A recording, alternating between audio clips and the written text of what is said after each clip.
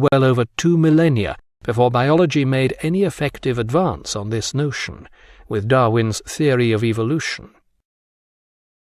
By now, Aristotle had acquired a reputation as the leading intellectual throughout Greece.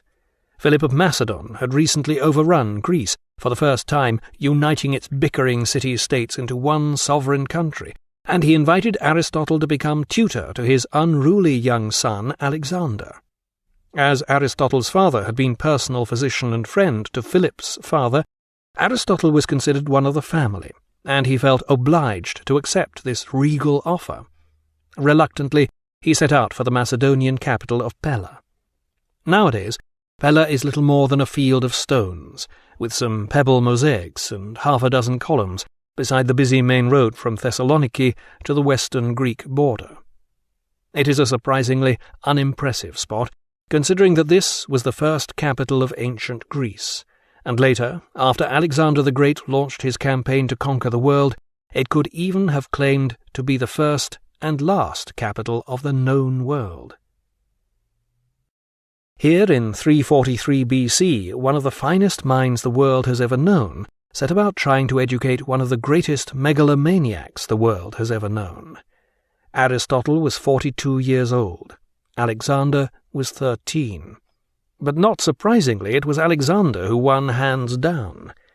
The headstrong young pupil learned absolutely nothing from his tutor during the 3 years of their association, or so the story goes. Aristotle was convinced of the superiority of the Greeks to all other races. In his eyes, the finest leader would be a Homeric hero such as Achilles, whose mind had been exposed to the latest advances in Greek civilization. And he believed that in man's mind lay an ability to subdue the entire world. There's no denying that Alexander bore an uncanny resemblance to this blueprint, even if he did not turn out quite as Aristotle might have wished. But we can only speculate on this meeting of minds, about which curiously little is known. What is known is that in payment for his services, Aristotle asked Philip to rebuild his birthplace Stagira, which had inadvertently been reduced to rubble during one of Philip's recent campaigns in the Halkidiki Peninsula. And there is evidence that while Alexander was on his great expedition of conquest, he sent back assorted unknown plants and a zoo of exotic animals for his old tutor to classify. Horticultural lore has it that this was how the first rhododendrons reached Europe from Central Asia. If so, Aristotle must have misclassified this species. Rhododendron means rose tree in ancient Greek. In 336 BC, Philip of Macedon was assassinated, and the 16-year-old Alexander assumed the throne. After speedily executing all other possible claimants, and embarking on a few preliminary blitzkrieg campaigns through Macedonia, Albania, up through Bulgaria and across the Danube and down through Greece, reducing Thebes to a smoking ruin en route, Alexander set off on his campaign to conquer the known world. In practice, this included North Africa and Asia as far as Tashkent and northern India. Fortunately, Aristotle's geography lessons hadn't included China, whose existence was unknown to the West at this time. Meanwhile, Aristotle had returned to Stagira. But before he had left Pella, Aristotle had recommended his cousin Callisthenes to Alexander for the position of court intellectual. This act of generosity was to prove all but fatal for Aristotle. Callisthenes was a bit of a blabbermouth, and Aristotle warned him about talking too much at court before he left. When Alexander set out on his world-beating campaign, he took along Callisthenes as his official historian. But while they were fighting their way through Persia, Callisthenes appears to have talked himself into a charge of treason, whereupon Alexander had him locked up in a portable cage. As Callisthenes trailed alongside the army in his cage, languishing in the desert heat, his body became covered with sores and crawling insects, until in the end Alexander became so sick of the sight of him that he threw him to a lion.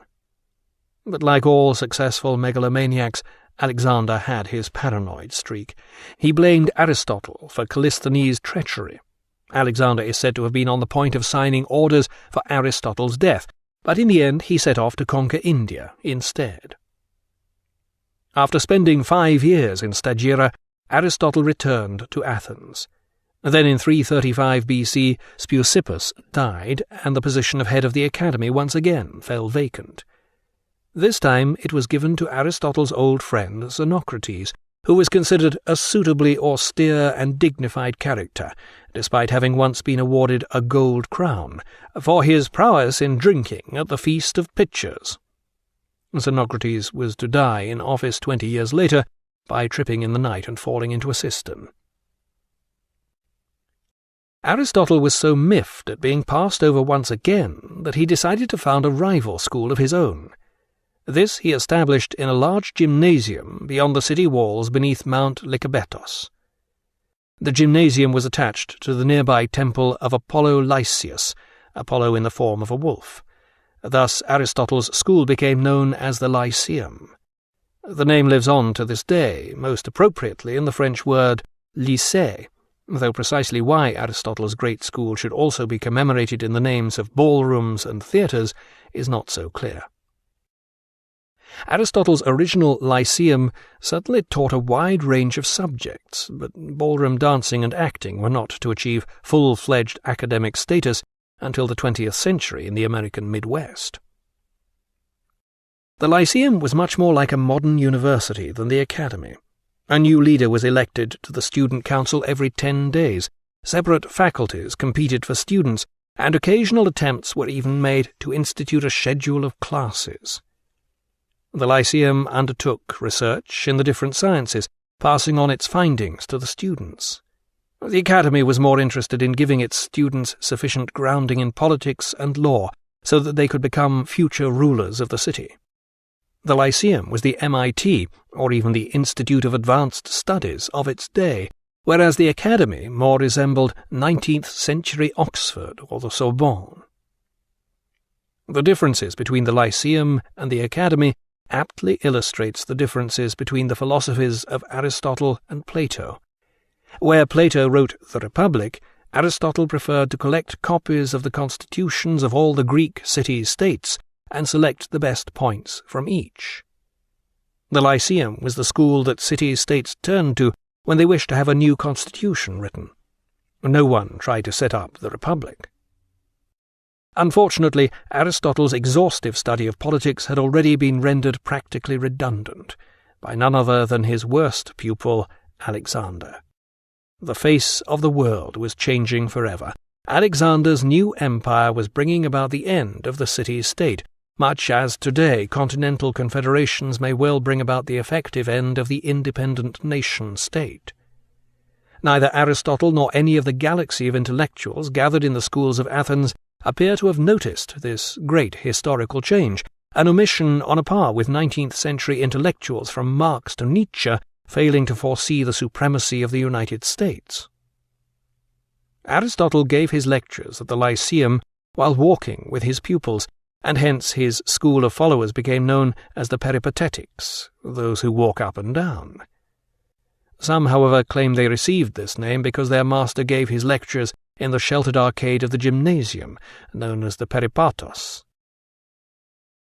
Aristotle is credited with the founding of logic.